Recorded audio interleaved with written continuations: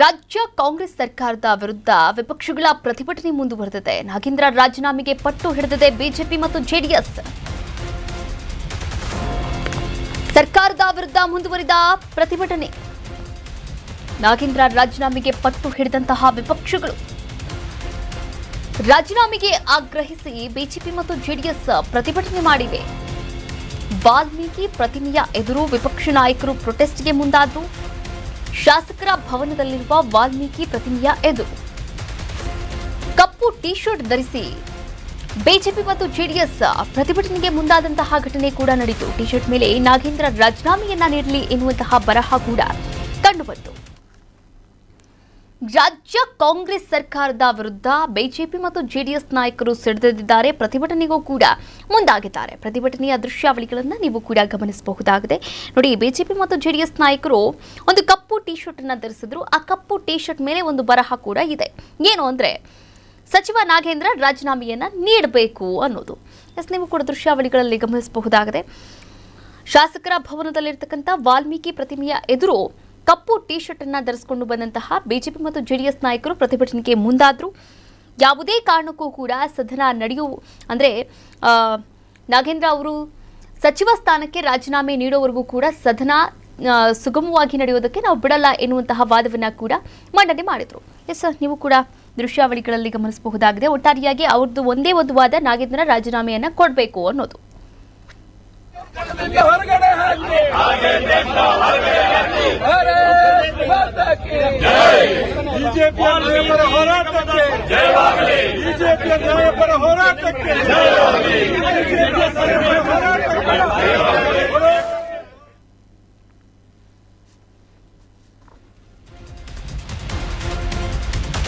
ಇದೇ ವಿಚಾರಕ್ಕೆ ಸಂಬಂಧಪಟ್ಟ ಹಾಗೆ ಬೆಂಗಳೂರಿನಲ್ಲಿ ವಿಪಕ್ಷ ನಾಯಕ ಆರ್ ಅಶೋಕ್ ಹೇಳಿಕೆಯನ್ನ ಕೂಡ ಕೊಟ್ಟಿದ್ದಾರೆ. ಸಚಿವ ನಾಗೇಂದ್ರ ಅವರನ್ನ ಕೈಬಿಡುವವರೆಗೂ ಕೂಡ ನಮ್ಮ ಹೋರಾಟ ಮುಂದುವರಿಯಲಿದೆ. ನಾಗೇಂದ್ರ ವಿರುದ್ಧ ದಾಖಲೆ ಬಿಡುಗಡೆ ಮಾಡಿದ್ದಾರೆ ಅಶೋಕ್. ಸರ್ಕಾರವು ಎಸ್ಟಿ ಸಮುದಾಯಕ್ಕೆ ಅಪಮಾನವನ್ನ ಮಾಡಿದೆ. ನಾಗೇಂದ್ರ ಅವರನ್ನ ಸೇರಿಸಿಕೊಂಡು ಅಪಮಾನವನ್ನ ಮಾಡಿದೆ. ಚಂದ್ರಶೇಖರ್ ಅವರು ಆತ್ಮಹತ್ಯೆ ಮಾಡಿಕೊಂಡಿದ್ರು. ಅವರ ಡೆತ್ ನೋಟ್ನಲ್ಲಿ ಸಚಿವರ ಬಗ್ಗೆ ಉಲ್ಲೇಖ ಇತ್ತು. ಮೌಖಿಕ ಸೂಚನೆಯಿಂದ ವರ್ಗಾವಣೆಯಾಗಿತ್ತು ಅಂದಿದ್ರು. ಡೆತ್ ನೋಟ್ ಪ್ರಮುಖ ಸಾಕ್ಷಿ, ಪ್ರಮುಖ ದಾಖಲೆ. ವಾಲ್ಮೀಕಿ ನಿಗಮದ ಹಣ ರಾಹುಲ್ ಜೇಬಿಗೆ ಹೋಗಿದೆ. ಪ್ರಮುಖ ಚುನಾವಣೆಗೆ ಈ ಹಣ ಹೋಗಿದೆ ಅಂತ ಆರ್ ಅಶೋಕ್ ಕಾಂಗ್ರೆಸ್ ಸರ್ಕಾರದ ವಿರುದ್ಧ ಕಿಡಿಕಾರಿರುವಂಥದ್ದು. ಹಾಗೆ ರಾಹುಲ್ ಗಾಂಧಿಯವರ ವಿಚಾರವನ್ನ ಕೂಡ ಇಲ್ಲಿ ಪ್ರಸ್ತಾಪ ಮಾಡಿದ್ರು. ಹಾಗೆ ನೋಡಿ, ವಾಲ್ಮೀಕಿ ಸಮುದಾಯಕ್ಕೆ ಆದಂತಹ ಅಪಮಾನ ಆಗಿರಬಹುದು, ಹಾಗೆ ಸರ್ಕಾರ ಎಸ್ಟಿ ಸಮುದಾಯಕ್ಕೆ ಅಪಮಾನ ಮಾಡ್ತಾ ಇದೆ ಅಂತ ಕೂಡ ಅಶೋಕ್ ಅವರು ಆರೋಪಿಸಿದ್ರು. ಇನ್ನು ಚಂದ್ರಶೇಖರ್ ಅವರ ಆತ್ಮಹತ್ಯೆಯನ್ನ ಕೂಡ ಇಲ್ಲಿ ಪ್ರಸ್ತಾಪ ಮಾಡಿದ್ರು. ಮೌಖಿಕ ಸೂಚನೆಯಿಂದ ವರ್ಗಾವಣೆಯಾಗಿತ್ತು ಚಂದ್ರಶೇಖರ್ ಅವರದ್ದು. ಡೆತ್ ನೋಟ್ ಇದೆ. ಡೆತ್ ನೋಟ್ ಪ್ರಮುಖವಾದಂತಹ ಸಾಕ್ಷಿ, ಪ್ರಮುಖವಾದಂತಹ ದಾಖಲೆಯಾಗಿದೆ. ವಾಲ್ಮೀಕಿ ನಿಗಮದ ಹಣ ಎಲ್ಲಿ ಹೋಯಿತು? ಹಾಗಾದ್ರೆ ಖಂಡಿತವಾಗ್ಲೂ ಕೂಡ ರಾಹುಲ್ ಜೇಬಿಗೆ ಹೋಗಿದೆ ಅಂತ ಆರ್ ಅಶೋಕ್ ಅವರು ವಾಗ್ದಾಳಿಯನ್ನು ನಡೆಸಿರುವಂಥದ್ದು. ಎಸ್, ಈ ಒಂದು ವಿಚಾರಕ್ಕೆ ಸಂಬಂಧಪಟ್ಟ ಹಾಗೆ ಆರ್ ಅಶೋಕ್ ಅವರು ಎಕ್ಸಾಕ್ಟ್ ಆಗಿ ಏನು ಮಾತನಾಡಿದ್ದಾರೆ, ಅವರ ಆರೋಪ ಏನು, ನಾಗೇಂದ್ರ ಅವರ ಕುರಿತಂತೆ ನೋಡ್ಕೊಂಡು ಬರೋಣ. ರಾಜ್ಯದಲ್ಲಿ ದಲಿತರ ವಿರೋಧಿ ಸರ್ಕಾರ ಯಾವ್ದಾದ್ರು ಇದ್ರೆ ಅದು ಕಾಂಗ್ರೆಸ್ ಸರ್ಕಾರ. ದಲಿತರ ವಿರೋಧಿ ಸರ್ಕಾರ ಕಾಂಗ್ರೆಸ್ ಸರ್ಕಾರ. ಲಕ್ಷಾಂತರ ದಲಿತರ ಹಣವನ್ನ ಲೂಟಿ ಮಾಡಿ ಒಬ್ಬ ವ್ಯಕ್ತಿಗೋಸ್ಕರ ಇಷ್ಟು ಕಾಂಗ್ರೆಸ್ ನಿಂತಿದೆ ಅಂದ್ರೆ ಈ ಹಣ, ವಾಲ್ಮೀಕಿ ಹಣ ಏನಿದೆ ಅದು ಕಾಂಗ್ರೆಸ್ ಜೇಬಿಗೆ ಹೋಗಿದೆ, ರಾಹುಲ್ ಗಾಂಧಿಗೆ ಹೋಗಿದೆ, ಕಾಂಗ್ರೆಸ್ ಪಾರ್ಟಿಗೆ ಹೋಗಿದೆ, ಕಾಂಗ್ರೆಸ್ ಎಲೆಕ್ಷನ್ ಹೋಗಿದೆ. ಅದಕ್ಕೋಸ್ಕರ ಇವನು ತೆಗೆದ್ರೆ ಅವನೆಲ್ಲರ ಕತೆ ಬಿಚ್ಚಿಟ್ಬಿಡ್ತಾರೆ. ಆ ಬಿಚ್ಚಿಡ್ತಾರೆ ಅಂತ ಹೇಳಿ ಇವತ್ತು ಕಾಂಗ್ರೆಸ್ ಅವರು ಹೋರಾಟ ಮಾಡ್ತಾ ಇದ್ದಾರೆ. ಎಲ್ಲನ ಕಂಡಿದ್ದೀರನ್ರಿ. ಅಂದ್ರೆ ಬಿಜೆಪಿ ಹೋರಾಟ ಬಿಸಿ ಮುಟ್ಟಿದೆ ಅಂತ ಅರ್ಥ ಆಯ್ತಲ್ಲ ನಿಮ್ಗೆ. ನಿನ್ನೇನು ಸ್ಟ್ರೈಕ್ ಮಾಡಿದ್ರು, ಇವತ್ತು ಮುಖ್ಯಮಂತ್ರಿಗಳೇ ಸ್ಟ್ರೈಕ್ ಅಂತೆ. ಕೇಳಿದಿರ ಎಲ್ಲನ ರೀ? ಮುಖ್ಯಮಂತ್ರಿಗಳೇ ಅಂದ್ರೆ ಬಿಸಿ ಮುಟ್ಟಿಸಿದಿರಿ ಅಂತ ಅರ್ಥ ಆಯ್ತಲ್ಲ. ಬಿಜೆಪಿ ಬಿಸಿ ಮುಟ್ಟಿಸಿದಿರಿ ಅಂತ ಅರ್ಥ ಆಗಿದೆ. ನಾವು ಕಾಂಗ್ರೆಸ್ ಪಾರ್ಟಿಗೆಲ್ಲ ನಾವು ಉತ್ತರ ಕೊಡ್ಬೇಕಾದ್ರೆ ನಾವು ಜನಗಳಿಗೆ ಉತ್ತರ ಕೊಡ್ತಾ ಇದ್ದೀರಿ.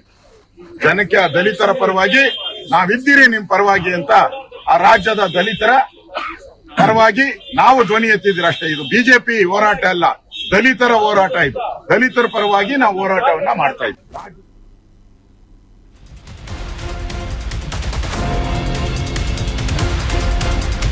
ರಾಜ್ಯ ಸರ್ಕಾರದ ವಿರುದ್ಧ ಬಿವೈ ವಿಜಯೇಂದ್ರ ಕೂಡ ಕಿಡಿಕಾರಿದ್ದಾರೆ.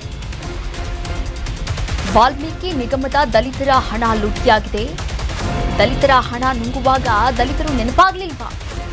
ಹಿಂದೆ ಸಿಎಂ ಸಂಪುಟದಿಂದ ನಾಗೇಂದ್ರ ಅವರನ್ನ ಕೈಬಿಟ್ಟಿದ್ದಾದ್ರೂ ಯಾಕೆ? ಈಗ ಡಿಕೆಶಿ ಯಾಕೆ ನಾಗೇಂದ್ರ ಅವರನ್ನ ಸೇರಿಸಿಕೊಂಡ್ರು ಅಂತ ಬಿವೈ ವಿಜಯೇಂದ್ರ ಅವರು ಕಿಡಿಕಾರಿದ್ದಾರೆ. ನೋಡಿ, ಆರ್ ಅಶೋಕ್ ಅವರು ಕೂಡ ಇದೇ ವಿಚಾರವನ್ನ ಪ್ರಸ್ತಾಪ ಮಾಡಿದ್ರು. ಈ ಪ್ರತಿಭಟನೆಯ ಸಂದರ್ಭದಲ್ಲಿ ಬಿಜೆಪಿಯ ರಾಜ್ಯಾಧ್ಯಕ್ಷ ಬಿವೈ ವಿಜಯೇಂದ್ರ ಅವರು ಕೂಡ ವಾಲ್ಮೀಕಿ ನಿಗಮದ ದಲಿತರ ಹಣ ನಿಜಕ್ಕೂ ಕೂಡ ಲೂಟಿಯಾಗಿದೆ. ದಲಿತರ ಹಣ ನುಂಗುವಾಗ ದಲಿತರು ನೆನಪಾಗ್ಲಿಲ್ವಾ ಎನ್ನುವಂತಹ ಪ್ರಶ್ನೆಯನ್ನ, ಒಂದು ಖಡಕ್ ಕೌಂಟರ್ ಅನ್ನ ನಾಗೇಂದ್ರ ಅವರಿಗೆ ಹಾಗೆ ಕಾಂಗ್ರೆಸ್ ಸರ್ಕಾರಕ್ಕೆ ಕೇಳಿರುವಂಥದ್ದು. ನೋಡಿ, ಹಿಂದೆ ಸಿಎಂ ಸಂಪುಟದಿಂದ ನಾಗೇಂದ್ರ ಅವರನ್ನ ಕೈಬಿಟ್ಟಿದ್ದಾದ್ರೂ ಯಾಕೆ? ಮತ್ತೆ ಇದೀಗ ಡಿಕೆಶಿ ನಾಗೇಂದ್ರ ಅವರನ್ನ ಸೇರಿಸಿಕೊಂಡಿದ್ದಾದ್ರೂ ಯಾಕೆ?